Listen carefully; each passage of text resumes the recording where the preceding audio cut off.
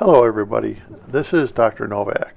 I've been asked by several people, would I please show how to make a plenum in a fish tank using the slow moving system, which is using the airlift system. Here's a tank I had set up no more than about, I'm going to say, a month and a half ago.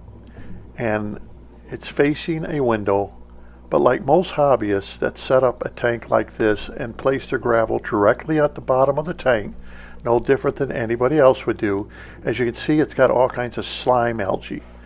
And some of that slime algae is purple slime algae already starting to grow.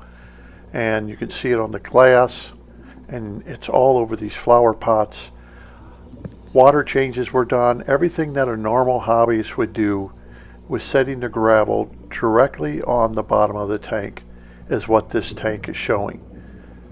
And even though I've done water changes and cleaned the gravel profusely, look at that algae that's growing. Very typical of what happens to people and how come they get disappointed with their fish tanks in such a short time. First thing you're going to need is an under gravel filter, and it comes with lift tubes, it comes with all the makings, but you're going to have to cut everything shorter because you don't want a long lift tube.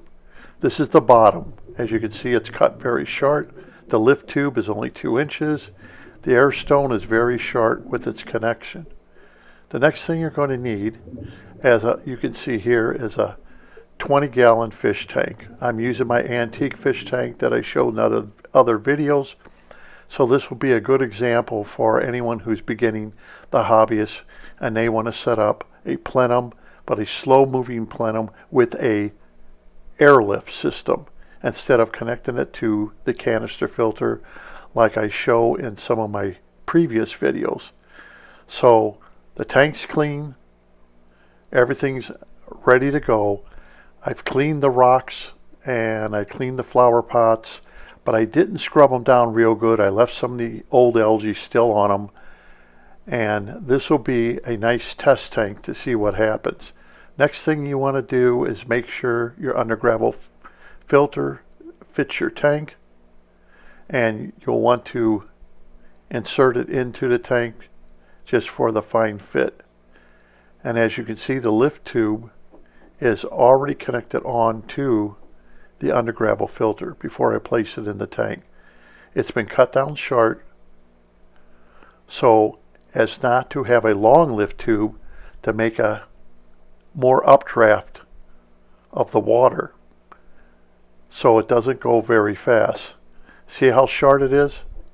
That's all you want. You want a short one. You want to put the end cap on it. You want to make sure the under gravel fits nice and tight. It doesn't have to be exactly perfect. If there's an inch on either side of the under gravel and the glass, that's perfectly fine. It's not going to hurt anything.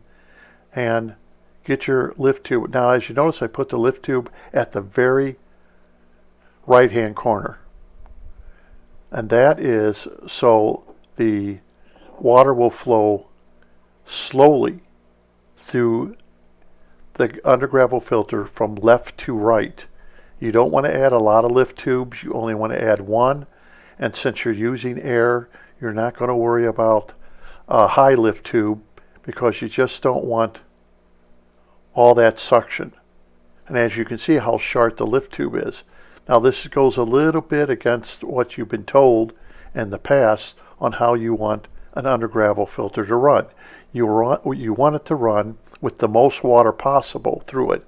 But since we're going to try to make Anoxic conditions, we want the water to move very slowly, as slow as we can through the under gravel filter, because we are actually making, in reality, a slow moving plenum with an airlift. So now that everything's set, I'll let you see a close-up of exactly what it looks like so you have some idea. Here it is. It's no more than a little over 3 inches high. Now once everything's been in place, it's like any other standard. You first put your stones in right on top of it. These stones have been cleaned previously. And the first thing I do is spread the stone out so I fill in all the gaps first.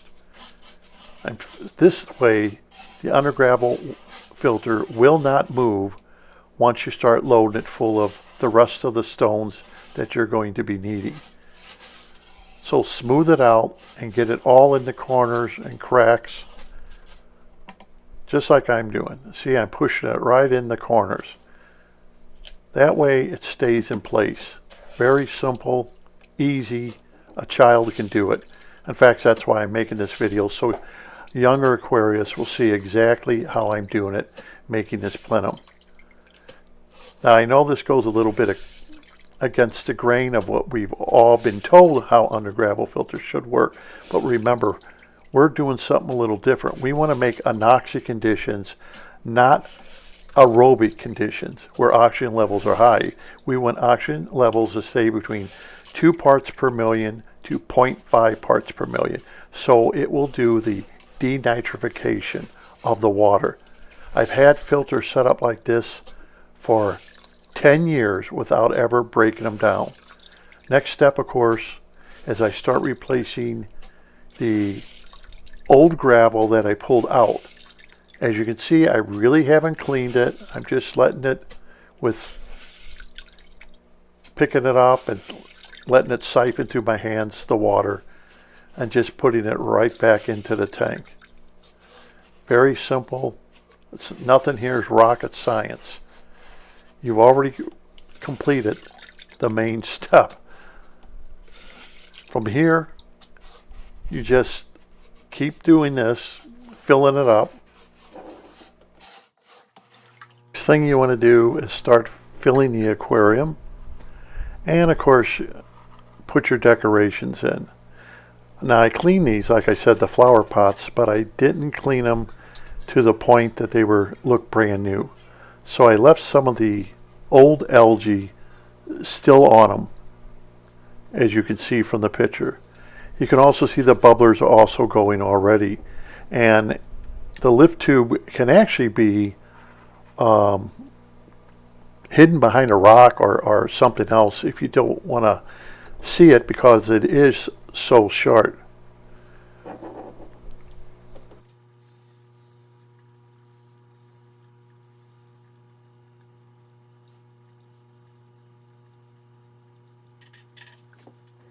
Next thing is I continue filling the aquarium with the water that I saved. So part of the water is fresh, clean water, and part of the water was old water. Now this is a picture of the aquarium about an hour after I set it up.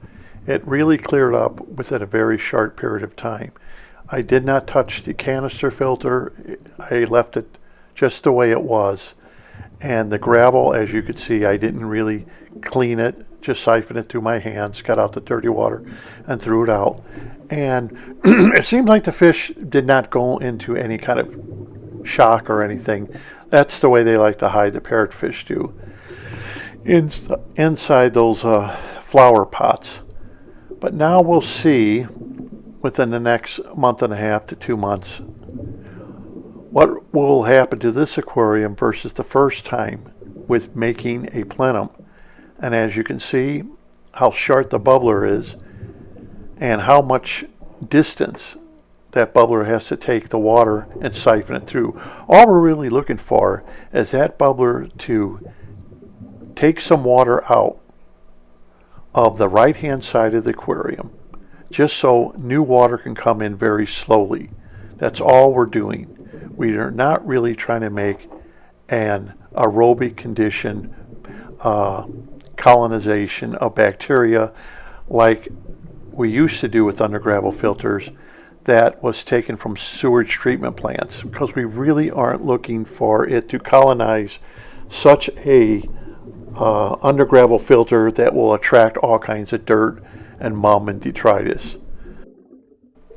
So until next time, I hope this has answered the question that everybody has asked me. How do you make a slow-moving plenum using an air stone?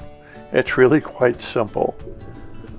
Thank you for watching, and until next time, this is Dr. Novak. Good night.